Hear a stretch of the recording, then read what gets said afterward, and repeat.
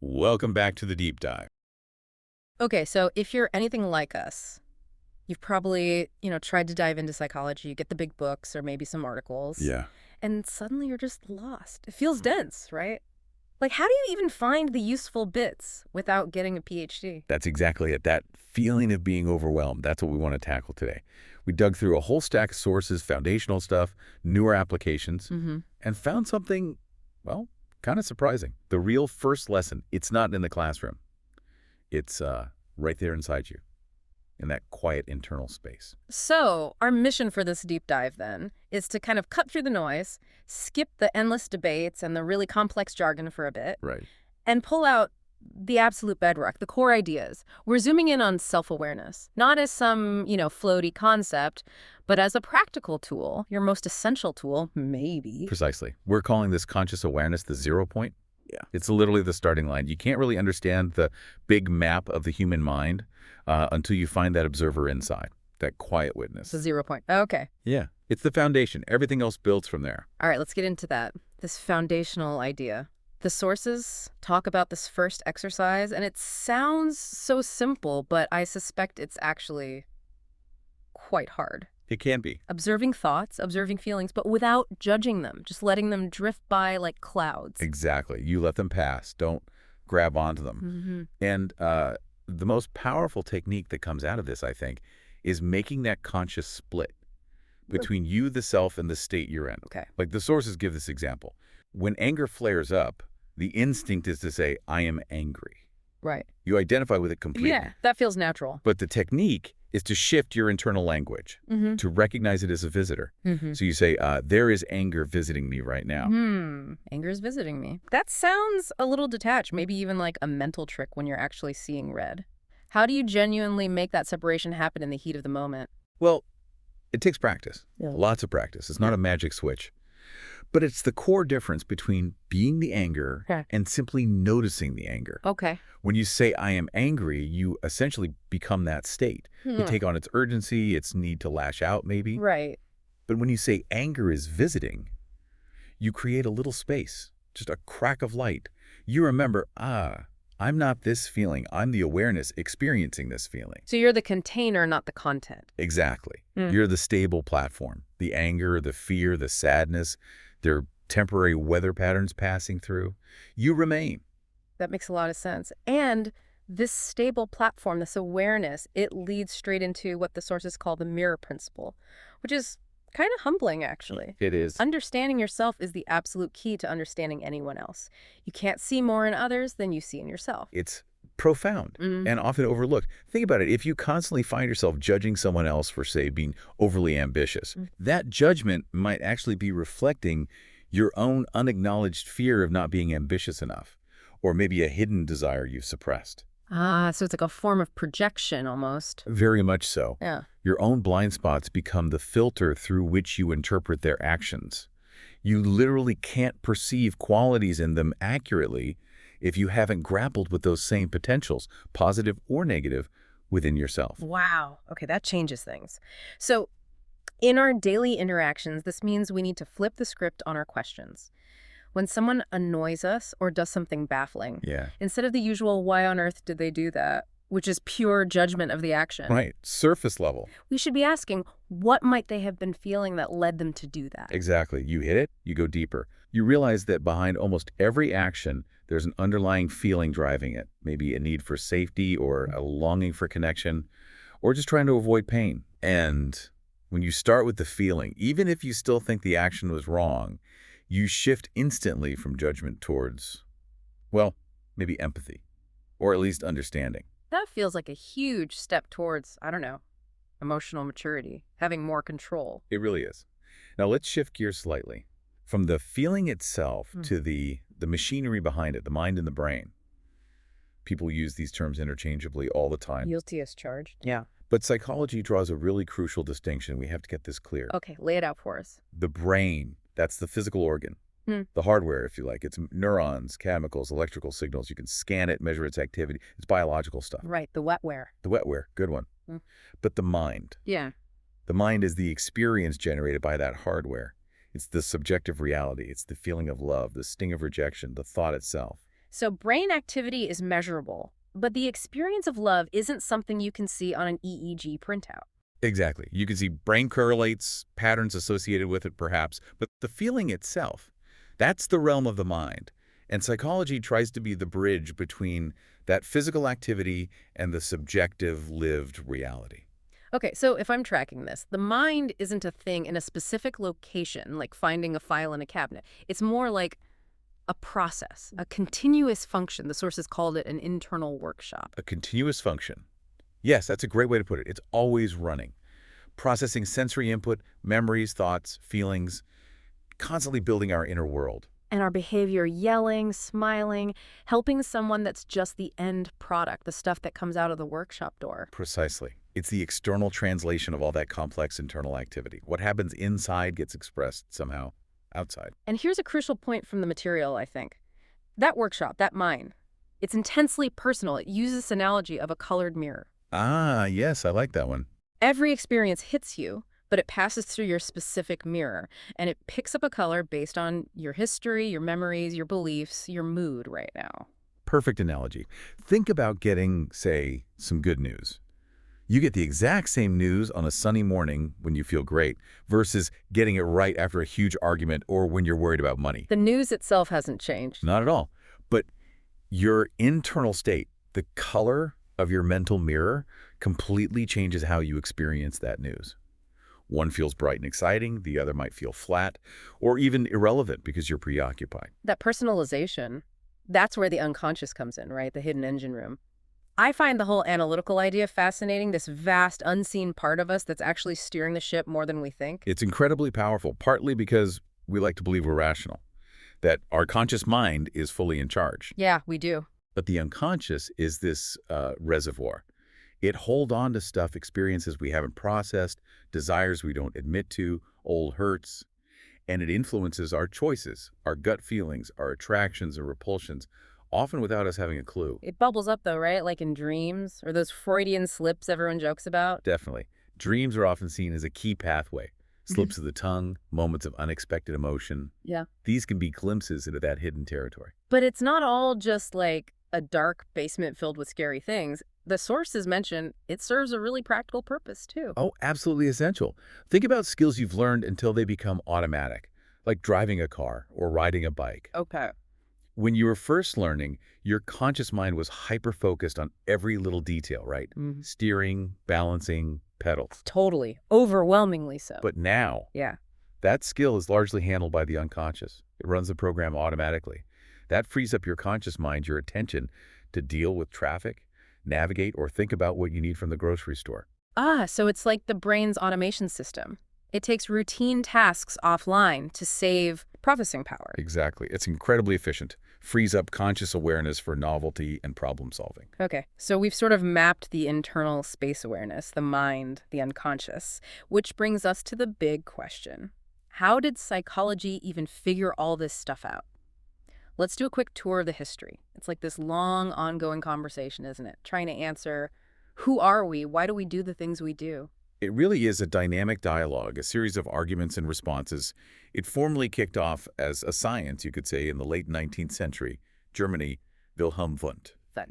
Structuralism. What was his main goal? He wanted to make psychology a proper science, like physics or chemistry. So he tried to break down consciousness into its basic building blocks, like what are the elemental parts of an experience, sensations, feelings, attention. Very analytical, very lab-based. Trying to find the atoms of the mind. Kind of, yeah. But then, across the pond in America, William James came along and said, hold on.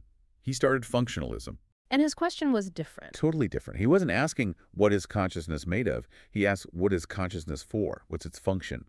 He saw it as this flowing stream, constantly adapting, helping us survive and navigate our world, much more dynamic. Less about static structure, more about purpose and adaptation. Exactly. And then, boom, Freud. Psychoanalysis. This was the real earthquake. Yeah, Freud definitely shook things up. He wasn't just looking at conscious experience.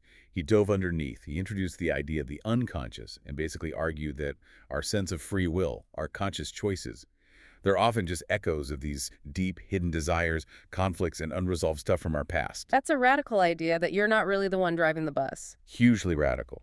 And his model of the psyche, the ego, the superego, painted this picture of constant internal conflict. Raw instinct battling against societal rules and our own conscience, with the ego trying to mediate, A real inner drama. which naturally sparked a backlash, especially in America. Behaviorism came roaring in, with people like Watson and Skinner. Right. They looked at Freud's inner world and said, We can't see it, we can't measure it, so let's just ignore it.